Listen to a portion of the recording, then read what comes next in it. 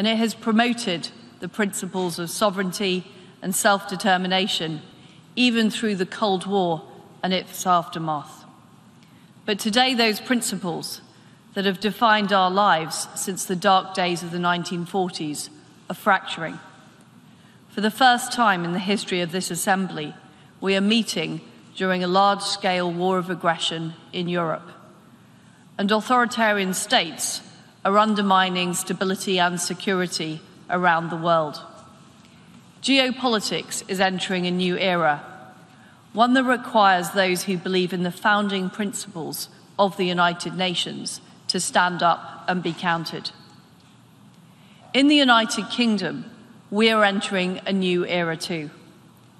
I join you here just 2 days after Her late Majesty, Queen Elizabeth II, was laid to rest.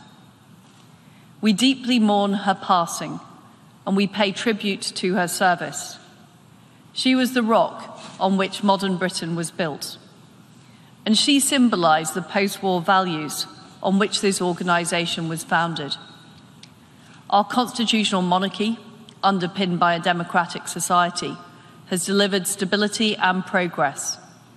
Her late Majesty transcended difference and healed division. We saw this in her visits to post-apartheid South Africa and to the Republic of Ireland. When she addressed this General Assembly 65 years ago, she warned that it was vital not only to have strong ideals, but also to have the political will to deliver on them. Now we must show that will. We must fight to defend those ideals, and we must deliver on them for all of our people. As we say farewell to our late Queen, the UK opens a new chapter, a new Carolean age, under His Majesty, King Charles III. We want this era to be one of hope and progress, one in which we defend the values of individual liberty, self-determination, and equality before the law. One in which we ensure that freedom and democracy prevail for all people, and one in which we deliver on the commitments that Her late Majesty the Queen made here 65 years ago. This is about what we do in the United Kingdom and what we do as member states of the United Nations. So today, I will set out what steps we are taking at home in the UK and our proposed blueprint for the new era we're now in, the new partnerships and the new instruments that we need to collectively adopt. Our commitment to hope and progress must begin at home, in the lives of each of every citizen that we serve. Our strength as a nation comes from the strong foundations of freedom and democracy. Democracy gives people the right to choose their own path, and it evolves to reflect the aspirations of citizens.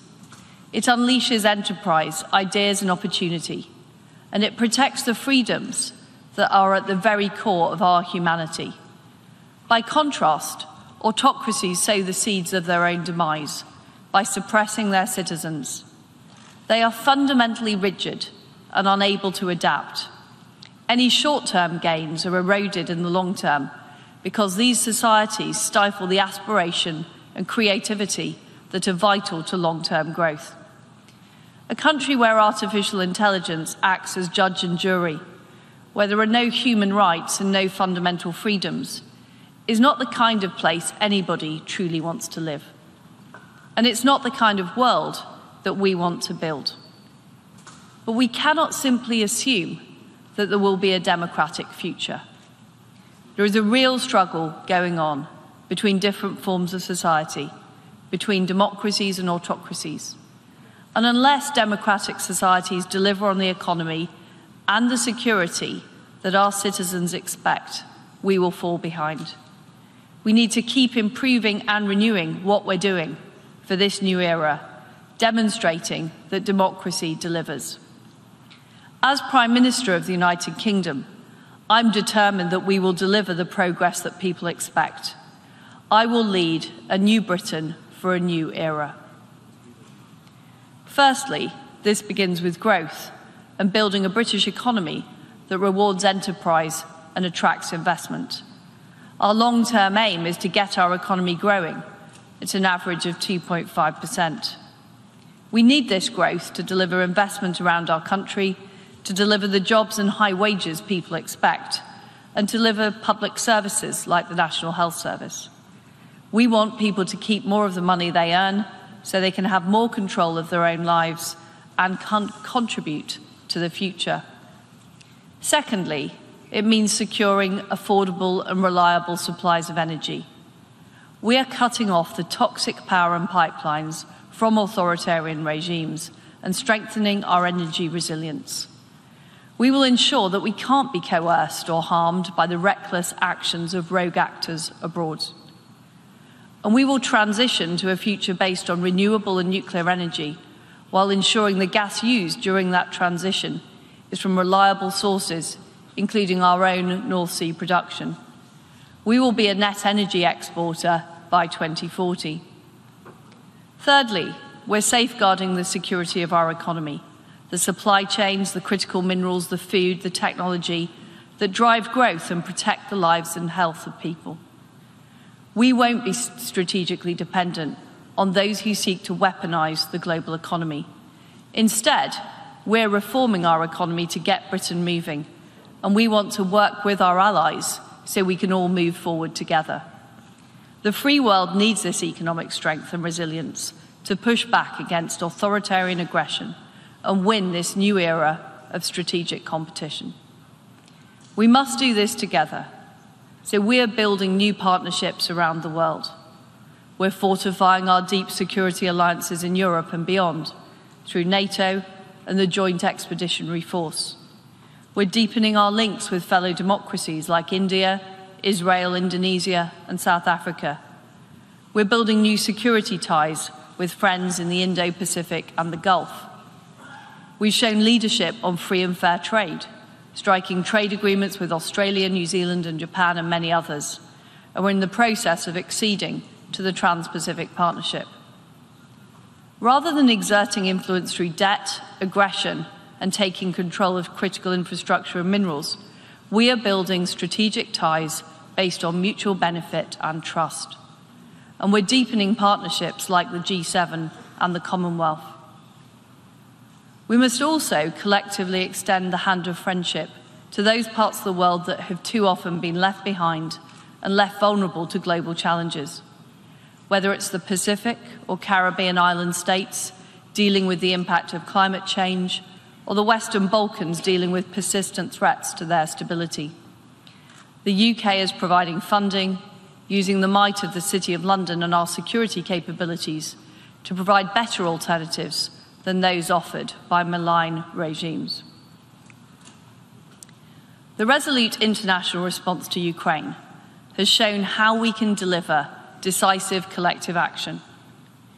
The response has been built on partnerships and alliances, and also on being prepared to use new instruments, unprecedented sanctions, diplomatic action, and rapid military support. There's been a strength of collective purpose. We've met many times, spoken many times on the phone, and we've made things happen. Now we must use these instruments in a more systematic way to push back on the economic aggression of authoritarian regimes. The G7 and I support them, all for one and one for all. Through the G7's $600 billion Partnership for Global Infrastructure and Investment, we are providing an honest, reliable alternative around the world, free from the debt with strings attached. And we have to go further to friendshore our supply chains and end strategic dependence. This is how we will build collective security, strengthen our resilience, and safeguard freedom and democracy.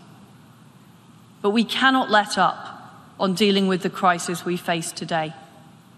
No one is threatening Russia. Yet as we meet here this evening, in Ukraine, barbarous weapons are being used to kill and maim people. Rape is being used as an instrument of war. Families are being torn apart. And this morning, we have seen Putin trying to justify his catastrophic failures. He's doubling down by sending even more reservists to a terrible fate. He's desperately trying to claim the mantle of democracy for a regime without human rights or freedoms. And he's making yet more bogus claims and saber-rattling threats. This will not work. The international alliance is strong, and Ukraine is strong. The contrast between Russia's conduct and Ukraine's brave, dignified First Lady, Elena Zelenska, who's here at the UN today, could not be more stark. The Ukrainians aren't just defending their own country, they're defending our values and the security of the whole world. That's why we must act. That's why the UK will spend 3% of GDP on defence by 2030, maintaining our position as the leading security actor in Europe. And that's why, at this crucial moment in the conflict, I pledge that we will sustain or increase our military support to Ukraine for as long as it takes. New UK weapons are arriving in Ukraine as I speak, including more MRLS rockets. We will not rest until Ukraine prevails. In all of these areas, on all of the fronts, the time to act is now. This is a decisive moment in our history, in the history of this organisation and in the history of freedom. The story of 2022 could have been that of an authoritarian state rolling its tanks over the border of a peaceful neighbour and subjugating its people. Instead, it's a story of freedom fighting back. In the face of rising aggression, we've shown that we have the power to act and the resolve to see it through. But this can't be a one-off. This must be a new era where we commit to ourselves, to our citizens, and this institution that we will do whatever it takes to deliver for our people and defend our values. As we mourn our late Queen and remember her call to this Assembly, we must devote ourselves to this task. Britain's commitment to this is total. We will be a dynamic, reliable and trustworthy partner. Together with our friends and allies around the world, we will continue to champion freedom, sovereignty and democracy. And together, we can define this new era as one of hope and progress.